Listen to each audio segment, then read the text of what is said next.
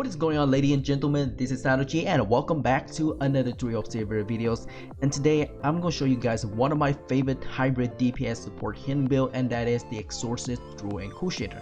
Now here is the reason why this build is so good. This build is synergized and mainly focused on these grass as well as the Chant art. The Chant art allow Crusader ability to heal your nearby ally party, which is really good. So basically you already have a healing skill and then you're adding another healing skill on top of it, which make this build even better. Now another reason is that in this party I have a very special player, and that is my old characters. This character doesn't have any gears. So basically this character is mainly focused on giving us the cooldown reduction as well as the SP reduction buff.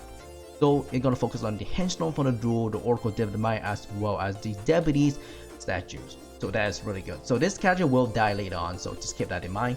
And then we have three other special players: IKs, Malcolms, and Heroes. Now starting out with Heroes, this player is using the meta builds for the clerics, which include the Exorcist, Miko, and Crusader, one of the best bursting single target builds, so that is super good. This player also has very perfect gear as well. Look at that. Full perfect anchor, random saddle, as well as these wisdom versions, and then we have full dragon sets. And this player is actually using the Glacier Mace for extra critical rate as well as extra 30% damage boost, and that is super good. Alright, so what's really interesting is that Hero is using a different anchor for the trinket. So this is not more important yet. This one heavily focused on the casting time reduction as well as critical magic attack and intelligence, and that is super good. Next we have Malcolms.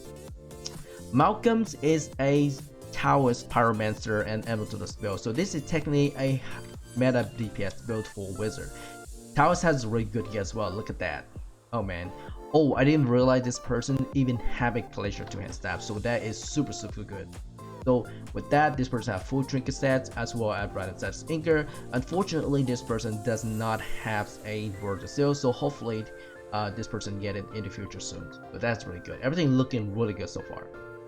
And then we have IK, which is all flag supporters. Everything is pretty standard on here. This person is mainly focused on getting that extra con status to keep the flag user alive, so there's no problem with it. And with that being said, we are getting into stage 6. Let's go ahead and kill this boss real quick and we'll work toward to it. Oh yeah, as for my equipment, it's pretty straightforward. I have everything, it's the same in my other videos. The only thing I have is that my art stones, which is really good. It's synergized so well with my craft ability as well as most of my DOT damage. Alright boys, we are entering stage 6. Where is, oh there it is, there's the portals. Let's go ahead and pop up real quick, buff off itself, any Druid transformations, we'll drop the grass, and look at this. My party dropping HP, I'm gonna go ahead and cast all my Crusader skills and heal them. Look at that. We don't have a healer, and we are doing so much damage. This is really good, especially when your party doesn't have a healers. You can always find a Druid Crusader Exorcist build to heal your party as well as doing damage. So basically you're killing two birds with one stone. Also, the majority of the Korean players, they actually use their own ult to gain extra silver as well as getting extra chance to get the Vibora. So this might be an option for other players out there who have an extra laptop or maybe a computer to run Druid of Savior. Now one thing I need to say about this build is that you need at least to have a Crusader Vibora for the extra SPR as well as the con status. These two status are very important for Crusader, especially if you're playing to use a Chant ARTS. Having a high healing power is essential for a Crusader class. We are going to get to the boss. Now this is a Stonewall. This Stonewall is not going to do a lot of damage, so we don't have to worry about that. It's going to just burst him down. Oh man, look at that. This is another reason why I really enjoy playing Exorcist Druid Crusaders, because you have assets to healing ability as well as healing your party, which is really good. The only thing that you ever needed for this class is cooldown reduction as well as speed reduction, and this ult is perfect for it. Alright boy, we are entering stage 7. I know it's gonna be super fast. Here we go. Oh, that is actually really nice. This is actually the Miko critical rate buff, so that is really good for my build. Oh my goodness, that is so many crit line. Man, that's a lot of crit buffs. So go ahead and pop my crit damage. Oh man, this is super good. This is why I enjoy having a Miko in the parties, because of this crit buff. is super good. Like you completely wipe out these stages, probably like at least 1 minute and 30 seconds, including the boss itself. This is just way too good. I noticed that my party is losing a lot of HP, but I don't have to worry about that because I'm here to heal them as well as doing damage and then CC down the monster with my Throne ability. This is so good. Man, go ahead and pop my crit. And my party need extra heals, Guardian Protection, pop my Sacred, and then my Grass again, and Condemns, Holy Smash, bam! We don't even need like 2 minutes to clear stage 7, and that's how super fast this is. Alright, we have a Harpia. This should be easy. This boss actually does have a damage reduction buff, so we're gonna kill him fast. Okay, we're almost there. Nice, nice, looking good so far. Oh man. Oh wow, that was close. Alright, let's go heal my party. We got the protection. Bam, everybody full health. Look at that. Oh man, this is so good. Everybody stay near me. Yep, Sacred Air and Holy Smash for extra healings. And then we'll finish off the boss. So let's go and see what we can get on this drop. My hope so far right now is getting another Vivora and working on the Archstones. Here we go, boys. Number 1 damage, in DPS and support. Super good.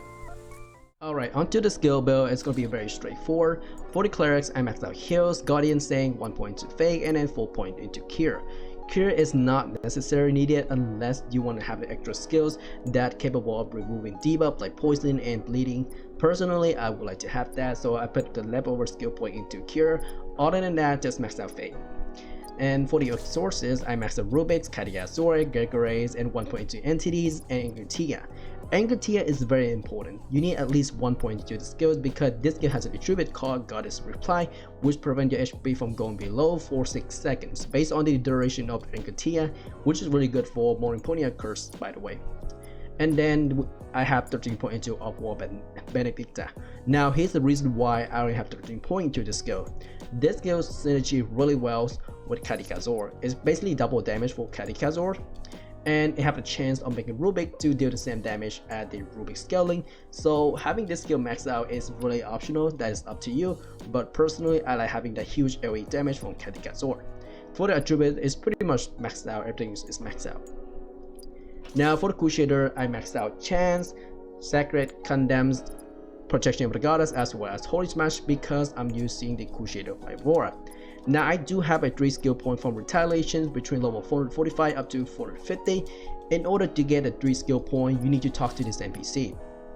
This is a Magic Association Henrika.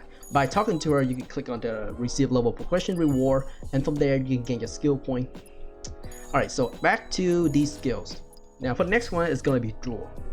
For the Druid, I maxed out Grass, the critical damage buffs, Lincoln Trophies, Henstones, Thorn, and then 2 point into Sea Bombs and 1 point of Shape Shifting and Transformation. Here's the thing, this skill are completely useless. These 2 skills are completely useless. You either max out the Sea Bombs or you can use one of the skill until IMC decided to buff this skill. Other than that, these 2 skills are useless. I personally keep them as, you know, maybe something when IMC decided to change in the future update. But other than that, I just recommend max out C-Bomb instead. So for the attributes, I pretty much just maxed out everything. That's good. And then for the common, this is really nothing because I'm using it like a set effect. Now, onto the equipment. For my equipment, I have everything maxed out with random status, Crusader Vivora, same with the trinket. I'm actually using the Moriponia trinket, by the way, which increased the magic circle damage by 10%, and that is really good. I also get an XP and SP recovery that is even better for a skill spamming class like Crusader, especially for Holy Smash, which it only have 5-second cooldown. And then for my equipment, I do have a skill gem on this equipment, by the way. Now for the skill gem, it's gonna be Sacred for my armors, Condemn for my bottom, Holy Smash for my glove, and then I do have Astray Body Explosions. Now for the 4th skill gem is really optional. You don't necessarily have to get any good gems. I personally recommend getting Gregory's for the extra 3% bonuses whenever you cast it. I do have +3 border still, and then for more importantly, Druid Crusader effects for the extra crit rate, which is really good. And then I have the Storm Art. Yay! Alright, for the appearance, nothing really big. For the extra magic damage, that is all you need. Now for the card combination, I'm using 3 Zara, and then I'm using 3 Lucia as well as 3 Gazing card and level 5 Monarchs. For the red card, it's gonna be optional. I personally have a different set of red card. For example, like Valiant Monkey, whenever I synergize with the poison damage, I do have Unicorn and Wolf Fighters for the beast damage. Unicorn is really good against dark property monsters, so that's up to use, and then variety of different cards. So onto the status. For my status builds, I invest everything into intelligence. Here's the reason why. Because my Crusader by Vora offer that extra cons, 175 cons, it basically replaced the investment that I need to invest into cons. So basically, I'm expending more damage into raw magic attack, so that is really good. Now because I'm not using the Dragonos Linsky set effect, I don't have a lot of raw magic attack, so my magic attack is still between 29,000, so it's really optional. Now for the crit rate, I have 3,600 crit rate, so let me go ahead and transform real quick. With the demi-human form, I have 400 more crit rate, so that's really good.